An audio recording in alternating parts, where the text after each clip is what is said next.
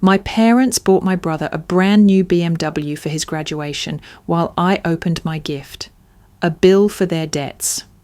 I'm Sarah, and that sentence alone should tell you everything you need to know about my family. But let me back up, because this story didn't start with that red BMW sitting in our driveway like some sick joke. It started 22 years ago when I was born into a family that had already decided I wasn't worth their love. Picture this, I'm 8 years old and it's my birthday.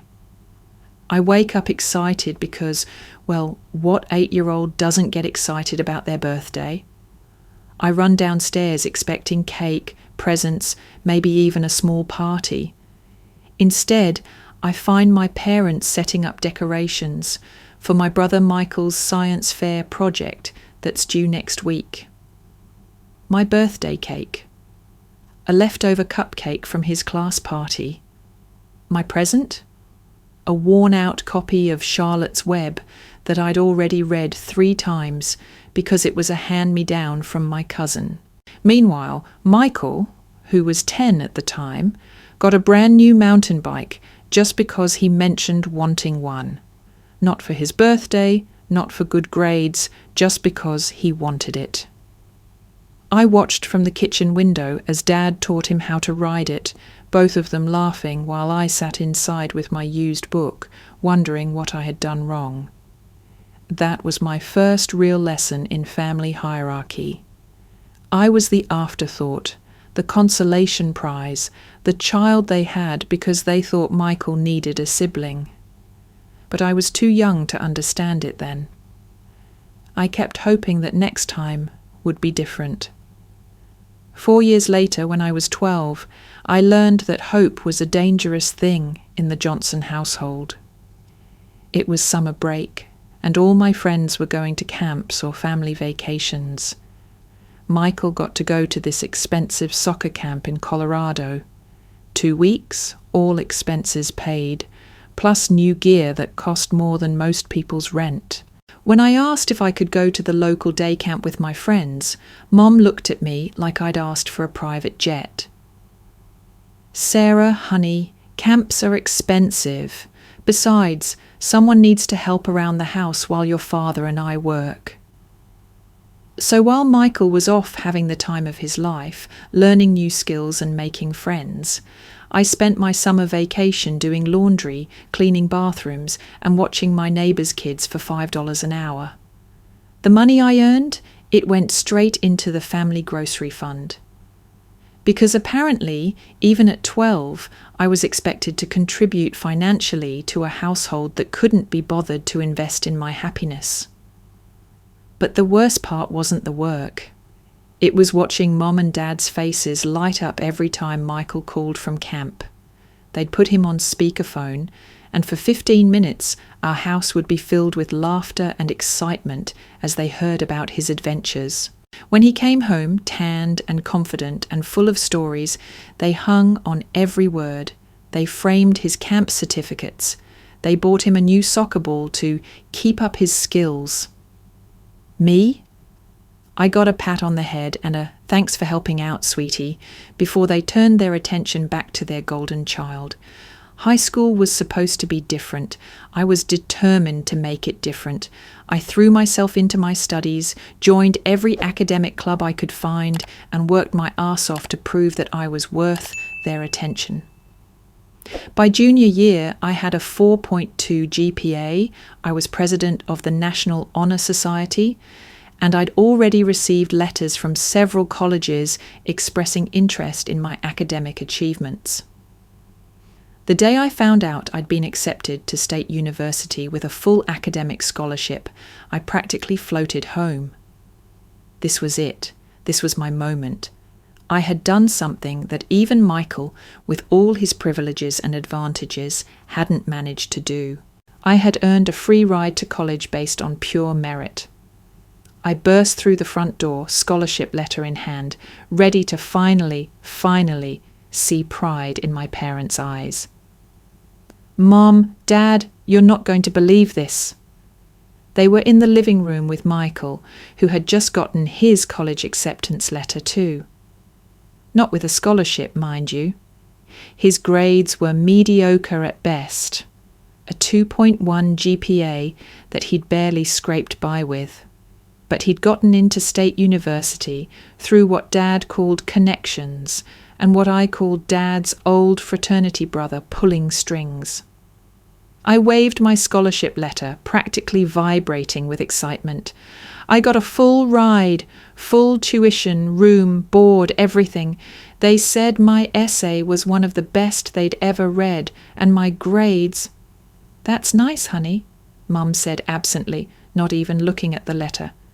She was too busy hugging Michael and crying happy tears.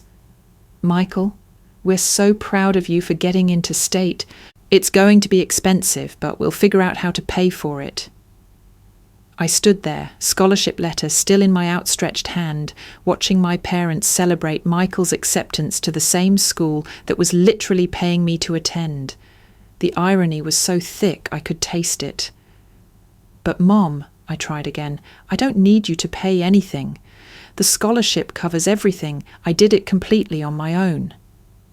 Dad finally looked at me, and for a second I thought he was going to say something nice. Instead, he frowned and said, "Why couldn't you get into a better school? Michael got into State, and they have connections there. You should have aimed higher if you're so smart." That night, I lay in bed staring at my scholarship letter, and something fundamental shifted inside me. I finally understood that it didn't matter what I achieved, how hard I worked, or how much I succeeded. In this family, I would always be the supporting character in Michael's story. But I was 18 now, legally an adult, and I had a scholarship that would take me far away from this house where love was rationed based on birth order. I started making plans, real plans, plans that didn't include coming home for anything more than the bare minimum required to maintain the facade of family unity. College was my escape hatch, and I grabbed onto it with both hands. I moved into the dorms 2 weeks early, got a part-time job in the campus library, and threw myself into building a life that had nothing to do with being the forgotten Johnson daughter. For 4 years, I existed in a bubble where my worth wasn't determined by comparison to Michael, where my achievements mattered, where I mattered. I called home once a week, kept the conversation short and surface level, and declined most invitations to come home for weekends or family gatherings. When people asked why, I made vague excuses about studying or work. The truth was simpler. I was allergic to the feeling of invisibility that crept over me every time I walked through that front door. During those 4 years, Michael floundered. He changed majors 3 times, failed several classes, and spent more time partying than studying. But every phone call home was still about Michael's struggles, Michael's potential, Michael's needs. The few times my accomplishments came up, making Dean's List, getting a paid internship, being selected for a prestigious research project, they were mentioned in passing before the conversation inevitably swung back to worry about Michael's latest academic crisis. I graduated summa cum laude with a double major in business and economics, already had a job lined up at a respected consulting firm, and had been accepted to graduate school with a teaching assistantship if I decided to pursue my MBA. I was finally ready to face my family as an adult, as someone who had proven beyond any doubt that I was worthy of respect. The graduation ceremony was beautiful. I walked across that stage knowing I had earned every step, every honour, every opportunity that lay ahead of me. As I accepted my diploma, I looked out into the audience and saw my parents and Michael in the crowd. For just a moment, I let myself hope that this time would be different. This time, they would see me. After the ceremony, we all went to dinner at a nice restaurant. I was wearing my cap and gown, feeling proud and accomplished, when Dad raised his glass for a toast. "To Sarah," he said, and my heart leaped. Who managed to get through college without costing us a dime? Not who graduated summa cum laude, not who earned a full scholarship through her hard work, not who we're proud of, just who didn't cost them money. Meanwhile, they'd spent the entire dinner talking about Michael's upcoming graduation and how excited they were to celebrate it properly. Apparently, they'd been planning his graduation party for months, had already booked a venue, and were expecting the whole extended family to attend. "What about Sarah's party?" Michael asked, and I could have kissed him for it. Mum and Dad exchanged a look. "Well, honey, Sarah's been away at school for 4 years. She has her own life now. Michael's our baby, and he's been home with us. It feels more appropriate to celebrate his achievement." Appropriate. That was the word that finally broke something inside me. After 22 years of being treated like an obligation rather than a daughter, they couldn't even pretend to think my graduation was worth celebrating. But I smiled, nodded, and said I understood, because that's what I'd been trained to do. That's what the forgotten child always does. We make it easy for everyone else by pretending it doesn't hurt. 2 weeks later, I got the call about Michael's graduation party. It was going to be huge, backyard barbecue, extended family, neighbours, family friends, the works. And the centrepiece of the celebration? A brand new BMW that Dad had been secretly shopping for as Michael's graduation gift. "We want you to come," Mum said, "for the family photos. Not because they wanted to celebrate with me, not because they missed me. For the family photos, so they could pretend to the relatives that they were good parents to both their children." I almost said no. I should have said no. But some masochistic part of me needed to see it with my own eyes. I needed to witness the grand finale of 22 years of preferential treatment. Maybe I thought it would give me closure. Maybe I thought seeing it would finally kill the tiny, stubborn part of me that still hoped they'd change. So I said yes. I would come to Michael's graduation party, and I would smile for the family photos, and I would pretend that watching my parents give my brother a car that cost more than most people's annual salary didn't feel like a knife to the chest. What I didn't expect was that they had a graduation gift for me too. The day of Michael's graduation party arrived with the kind of perfect weather that made everything feel like a movie scene. Sunny, 75 degrees, with a light breeze that kept the humidity from being oppressive. It was the kind of day that should have been filled with joy and celebration. Instead, I felt like I was walking to my own execution. I pulled into my parents' driveway in my 10-year-old Honda Civic. The same car I'd been driving since I turned 16, the same car they'd bought used from a neighbour for $800 and told me I was lucky to have anything at all. As I got out, I could already hear the sounds of the party in the backyard. Laughter, music, the clink of glasses, and my father's booming voice telling some story that was probably making everyone laugh. The red BMW was parked prominently in front of the garage, gleaming like a jewel under the afternoon sun. I stopped and stared at it for a long moment. It was beautiful, I had to admit. Cherry red with tan leather interior, still had the dealer tags on it. I walked around it slowly, taking in every detail. The sticker price was still tucked under the windshield wiper, $45,000.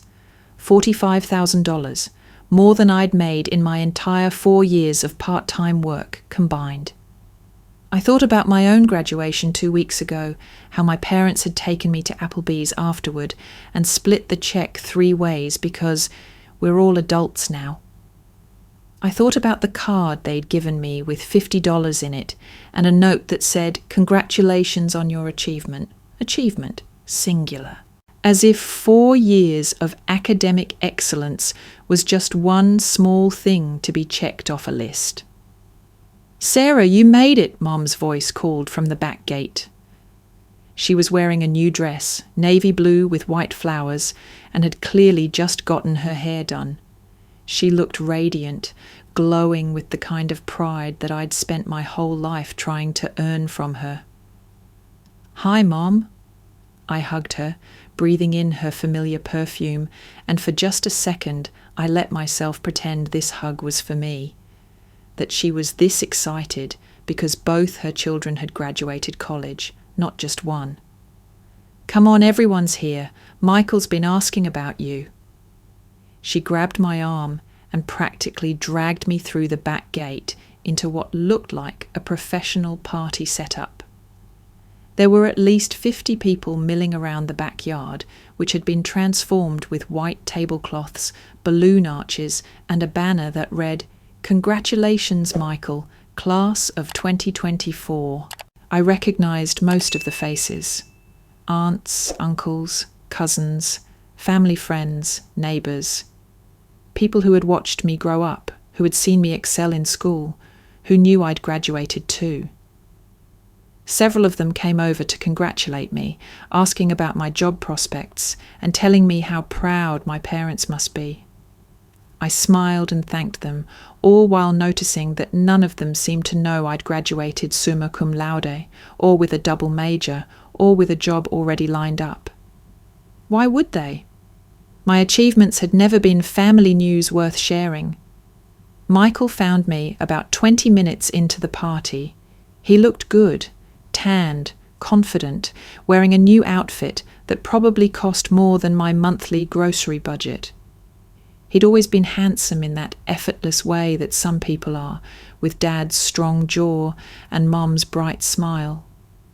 Looking at him, I could understand why people gravitated toward him, why he'd always been the favourite. He had that magnetic quality that made you want to be around him. "Sarah, I'm so glad you came." He wrapped me in a genuine hug, and I could smell his expensive cologne. "How are you feeling about the real world? Kind of terrifying, right?" "I'm excited," I said, and I meant it. "I start my job in 3 weeks." "That's awesome. Mum and Dad told me you got hired somewhere prestigious. Consulting, right?" He seemed genuinely interested, which made what was about to happen even more painful. "Yeah, Richardson and Associates. It's a good firm." "That's really cool. I'm still figuring out what I want to do. Dad says he has some connections who might be able to help me out. But honestly, I'm thinking about taking a gap year first. Maybe traveling to Europe or something." Of course he was. Of course Michael got to have a gap year to find himself while I'd been working part-time jobs since I was 14, just to have spending money. I was about to respond when Dad's voice boomed across the yard. "Everyone, everyone, gather around! It's time for the big reveal." I watched as the crowd moved toward the front of the house, excitement buzzing in the air. Michael grabbed my hand and pulled me along, his face lighting up with anticipation. He knew what was coming. They'd clearly told him about the BMW, but he was still playing along with the surprise for the relatives. We all stood in a semicircle around the car as Dad began his speech. He was in his element, holding court, basking in the attention and the role of generous father. "Friends, family, thank you all for being here to celebrate our son Michael's graduation from State University. As parents, Janet and I couldn't be prouder of the young man he's become. He's shown perseverance, determination, and the kind of character that makes us know he's going to succeed in whatever he chooses to do." I felt something twist in my stomach. Perseverance? Michael had barely scraped by with a 2.1 GPA. Determination? He'd changed majors 3 times and had needed Dad's fraternity connections just to get admitted. but there was Dad, painting him as some kind of academic warrior, while I stood there with my 3.9 GPA and my summa cum laude honours, invisible as always. "So, Michael," Dad continued, jingling the BMW keys dramatically, "your mother and I wanted to give you something that represents the bright future ahead of you. Something that shows how much we believe in you and how excited we are to see where life takes you." He tossed the keys to Michael, who caught them with a whoop of joy. The crowd erupted in cheers and applause as Michael hugged both our parents, tears of happiness streaming down his face. Cameras flashed, people called out congratulations, and I stood there watching my brother receive a gift, worth more than most people's annual salary. "Speech! Speech!" someone called out, and Michael, still clutching the keys, stepped forward. Wow. I can't believe this. Mom, Dad, I know I wasn't the easiest kid to raise, and I know college was expensive, and I didn't always make the best choices, but you never gave up on me. This is the most incredible gift I've ever received, and I promise I'm going to make you proud. I love you guys so much. More applause, more tears, more hugs. I clapped along with everyone else, my face arranged in what I hoped passed for a happy smile. Inside, I was doing math. $45,000. That was almost exactly what my 4 years of living expenses would have cost if I hadn't had a scholarship. It was more than the down payment on a house. It was enough to pay off student loans for multiple people. And they'd given it to Michael because... why? Because he was their son? Because he was the one who mattered? "Sarah." Mom's voice cut through my spiraling thoughts. "Sarah, come here, honey. We have something for you too." The crowd turned to look at me and I felt heat flood my face. Here it was, my graduation gift, presented as an afterthought to Michael's main event. I wondered what it would be. Maybe a nice watch? Some jewellery? Something thoughtful that showed they'd put time and consideration into celebrating my achievements too. I walked over to where Mum was standing, holding a medium-sized gift box wrapped in the same paper they'd used for Michael's smaller gifts earlier. The ones that had turned out to be new clothes and electronics to go with the car. "We're so proud of both our graduates," Mum announced to the crowd, though her voice lacked the genuine emotion it had carried when she was talking about Michael. "Sarah has worked so hard these past 4 years, and we wanted to give her something special too." I took the box, surprised by how heavy it was. Whatever was inside felt substantial, important. Maybe I'd been wrong. Maybe they had put thought into this. Maybe this was the moment when everything changed, when they finally showed me that they valued me as much as they valued Michael. I untied the ribbon and carefully removed the wrapping paper, aware that everyone was watching. The box underneath was plain white cardboard, the kind you'd get from an office supply store. Not exactly the kind of packaging you'd expect for jewellery or anything sentimental, but maybe they'd just reused something they had lying around. I lifted the lid and looked inside. For a moment, my brain couldn't process what I was seeing.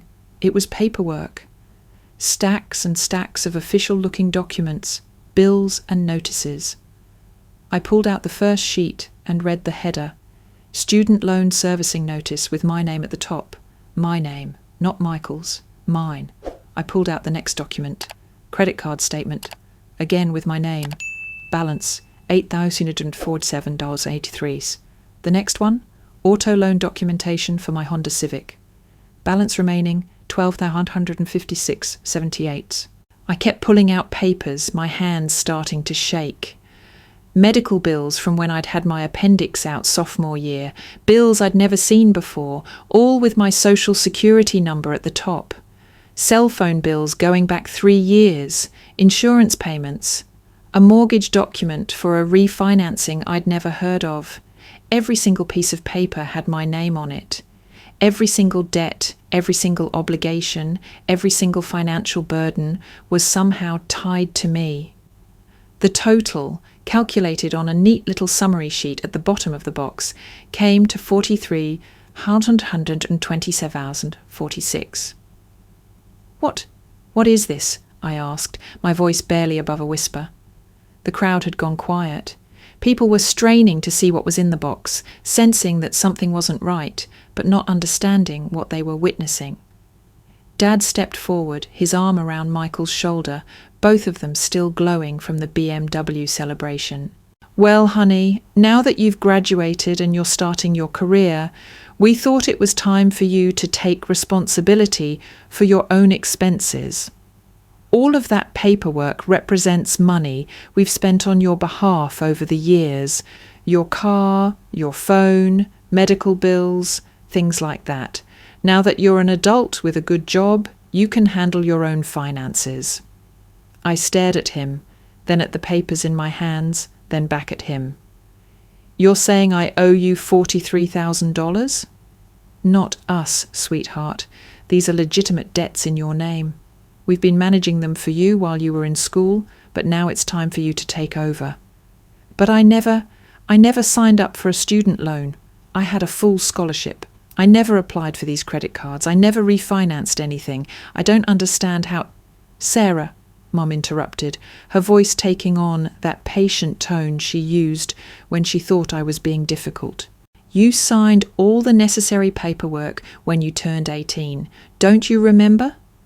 We explained that there would be family obligations, expenses that we'd all need to share.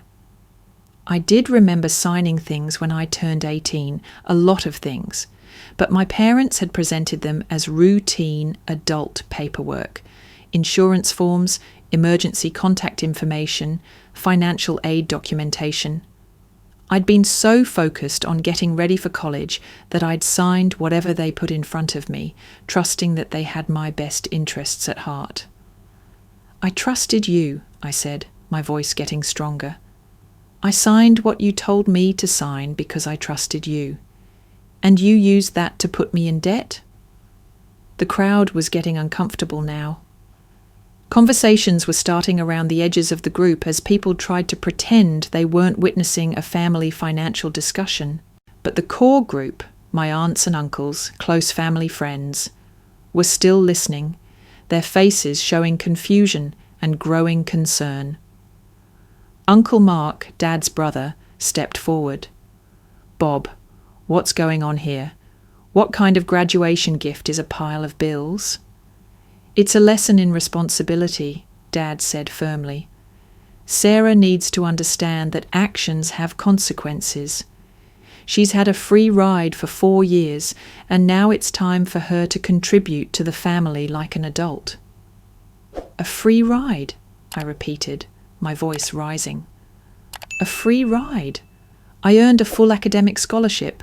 I worked part-time jobs throughout college. I graduated summa cum laude with a 3.9 GPA.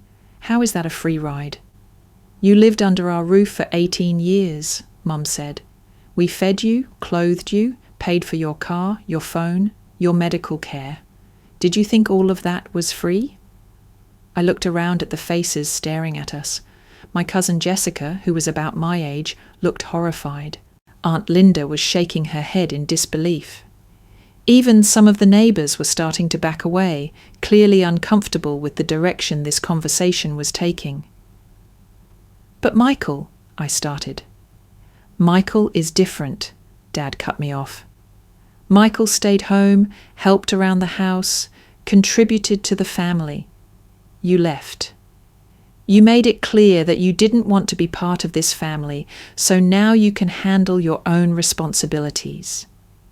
The injustice of it hit me like a physical blow. Michael, who had partied his way through college while I studied. Michael, who had cost them thousands in tuition while I'd paid my own way. Michael, who was standing right there next to a $45,000 car while I held a box full of debt that would take me years to pay off. This is insane, I said, loud enough for everyone to hear. You're giving him a BMW and giving me bills for money I never borrowed? How is that fair?" "Life isn't fair, Sarah," Mum said, her patience clearly wearing thin. "And the sooner you learn that, the better off you'll be. Michael appreciates what we do for him. Michael values family. Michael doesn't disappear for 4 years and then show up expecting us to celebrate him like he's accomplished something special." That was it. That was the moment something fundamental broke inside me. "Something special," I repeated, my voice deadly quiet. "You think graduating summa cum laude isn't special?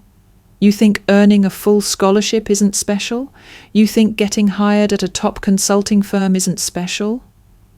"We think," Dad said, his voice taking on the authoritative tone he used when he was done discussing something, "that it's time for you to grow up and stop expecting the world to hand you things just because you're smart.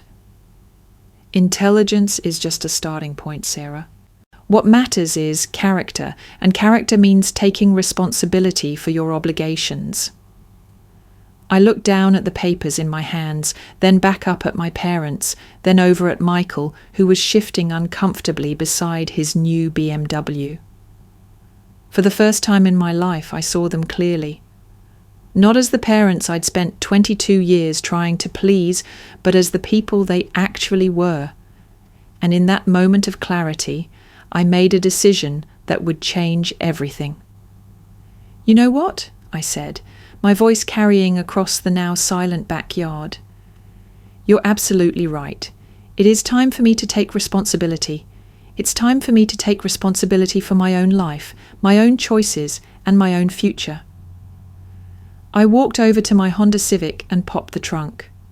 I pulled out the laptop bag I'd brought with me, the one that contained my work computer, my personal files, and most importantly, the legal documents I'd been reviewing for my new job, documents that had taught me quite a bit about financial fraud and identity theft.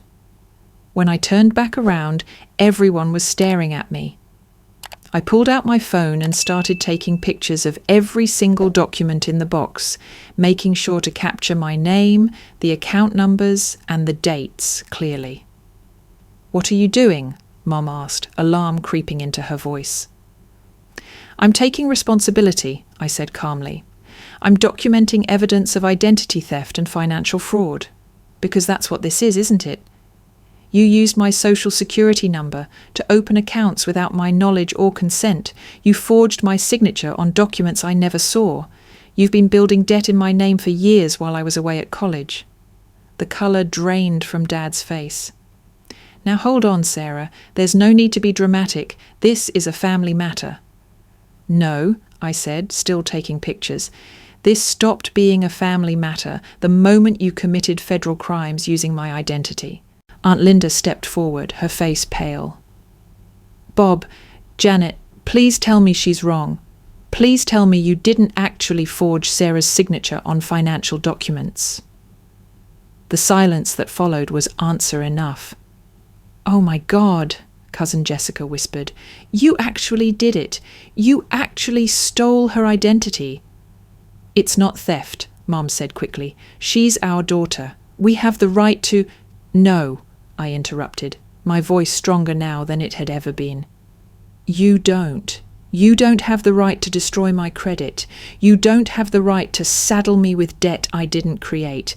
And you sure as hell don't have the right to give Michael a $45,000 car while handing me bills for money I never spent." I closed the box and tucked it under my arm, along with my phone full of evidence. "I'm going to fix this. I'm going to contact every creditor, every bank, every institution on these documents. And I'm going to prove that these debts were created fraudulently. I'm going to clear my name and my credit, and I'm going to make sure this never happens to anyone else." "Sarah, please," Michael said, speaking for the first time since this whole nightmare began. "Can't we just work this out as a family? I mean, I could help pay some of it back, maybe." I looked at him.